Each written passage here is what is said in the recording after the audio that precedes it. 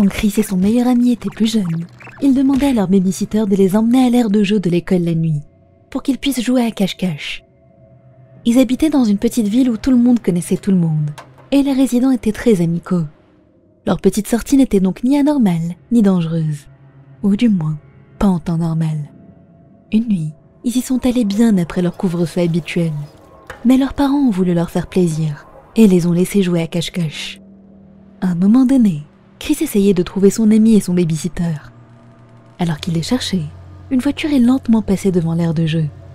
Ses phares étaient éteints et ses vitres teintées. Chris l'a observé passer et a senti qu'il était observé au retour. Une fois la voiture hors de vue, il a instantanément oublié et s'est remis à chercher les autres. Ils ont joué jusqu'aux environs de minuit et leur babysitter leur a dit qu'il était grand temps de rentrer. Les garçons l'ont supplié de rester un peu plus longtemps, mais il a été ferme en leur disant qu'il était beaucoup trop tard. Ils ont commencé à gravir la petite colline qui se trouvait derrière l'école. Puis, soudainement, ils ont tous entendu une voiture derrière eux. Ils se sont retournés pour voir la même voiture que Chris avait aperçue, roulant sur l'herbe droit vers eux. Le babysitter a tout de suite attrapé les deux garçons, les a jetés sur son épaule et s'est mis à courir vers les buissons qui pourraient leur servir de barricade.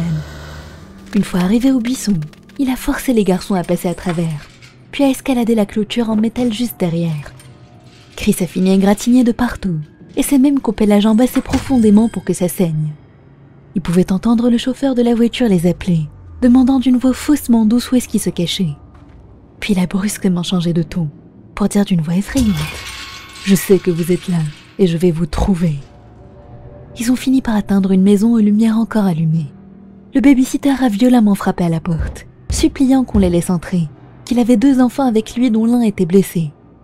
Une femme leur a ouvert après quelques secondes, les a traînés à l'intérieur et a claqué la porte derrière elle. Chris a fini aux urgences pour avoir des points de suture sur sa coupure, ainsi qu'une piqûre parce qu'il s'était blessé avec du métal rouillé. Mais l'histoire ne s'arrête pas là. Plus tard cette semaine-là, son père regardait les infos comme d'habitude. Il y a eu un flash montrant l'aire de jeu où ils étaient quelques nuits auparavant, puis deux ambulanciers emmenant un corps couvert d'un drap blanc dans une ambulance. C'était une fillette qui avait été retrouvée morte. Elle avait été tuée quelques jours auparavant, et son corps avait été caché là. Le tueur n'a jamais été retrouvé. Il était donc libre de récidiver quand il le voulait. Parfois, Chris se demande si ça aurait été eux à la place de cette fille, si l'homme dans la voiture avait réussi à les rattraper. Ça aurait été elle qui aurait regardé ce flash d'infos, montrant leur corps chargé dans une ambulance. Ça le fait sentir coupable. Depuis, il n'a plus jamais remis les pieds dans cette aire de jeu, et ne compte pas y revenir du reste de sa vie. On n'est jamais trop prudent.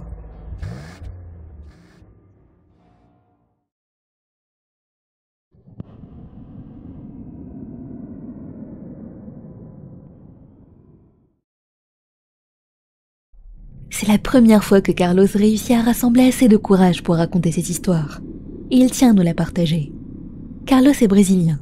Il vit au Brésil avec sa famille, qui est une famille tout ce qu'il y a de plus ordinaire. Son père est un ingénieur et sa mère est psychologue. Carlos a actuellement 30 ans, mais cette histoire lui est arrivée quand il avait 10 ou 11 ans. C'était au moment des vacances scolaires dans leur pays, qui ont lieu au milieu de l'année. Donc Carlos, avec sa cousine de quelques années de plus, et son frère du même âge que lui, sont allés rendre visite à leurs grands-parents, qui habitaient à la campagne, dans une région assez isolée avec pratiquement que des champs autour. Ils avaient prévu d'y rester une semaine. Les 6 premiers jours étaient parfaits, ni trop chaud, ni trop froid, avec les bruits apaisants des animaux. Ils se réveillaient chaque matin à l'odeur fraîche du café et de la délicieuse nourriture de ferme que sa grand-mère préparait avec amour. Un vrai paradis pour un enfant. Mais le soir du 6e jour, ça a changé. Carlos n'oubliera jamais les bruits, ni les sensations de cette nuit-là. Pour il ne savait quelle raison, il n'arrivait pas à trouver le sommeil. Il a décidé d'aller dans la cuisine pour se chercher à boire. Avec un peu de chance, il pourrait avoir un soda. Quand il est arrivé dans la cuisine, ses 2 oncles étaient là. Ils vivaient dans la ferme pour aider ses grands-parents avec toutes les tâches. Ils paraissaient sérieux et parlaient de quelque chose. Quand ils ont remarqué Carlos, ils ont souri et ont continué leur conversation. Carlos ne se rappelle plus exactement de ce dont il parlait, mais ça paraissait léger. L'un d'eux a fermé la porte. C'est là que Carlos a remarqué l'énorme quantité de verrous sur la porte, y compris une grosse barre en bois qui faisait la largeur de la porte. Il était intrigué mais n'a rien dit, se contentant de prendre à boire avant de retourner dans sa chambre. Plus tard cette nuit-là, il a été réveillé par des voix fortes. Il a regardé autour de lui et a vu son cousin tenant sa sœur dans ses bras. Elle pleurait beaucoup, et quand elle a remarqué que Carlos s'était réveillé aussi, elle lui a demandé s'il avait entendu le bruit. Avant qu'il puisse répondre, il a entendu son oncle hurler « Ça revient !» Et tout de suite après, le bruit d'un coup de feu. C'était le premier que Carlos entendait de sa vie, qui venait sûrement d'un fusil. Il n'était pas un expert, donc il n'en était pas sûr. Il a failli hurler de choc. Puis un de leurs oncles est entré dans leur chambre, tenant effectivement un fusil. Quand il les a vus, il a semblé soulagé. Il leur a souri avant d'y retourner, en leur disant de surtout rester loin des fenêtres, ce qu'ils ont fait pendant toute l'heure qui a suivi. Les 3 cousins se sont juste serrés ensemble et ont attendu. Carlos aurait juré avoir entendu le bruit de quelque chose de gros faisant le tour de la propriété. Ça lui rappelait le bruit que faisait un chien en marchant, le bruit de 4 pattes frappant le sol, puis une respiration lourde qui s'est fait entendre tout près de leur fenêtre. Puis il y a eu un bang. Sa cousine a crié, et leur oncle est venu les chercher pour les emmener dans la cuisine, ne quittant pas une seule seconde la fenêtre des yeux. Mais il n'y avait plus rien, juste un silence de mort. Ils ont fini le reste de leur nuit dans la cuisine, avec un de leurs oncles veillant sur eux.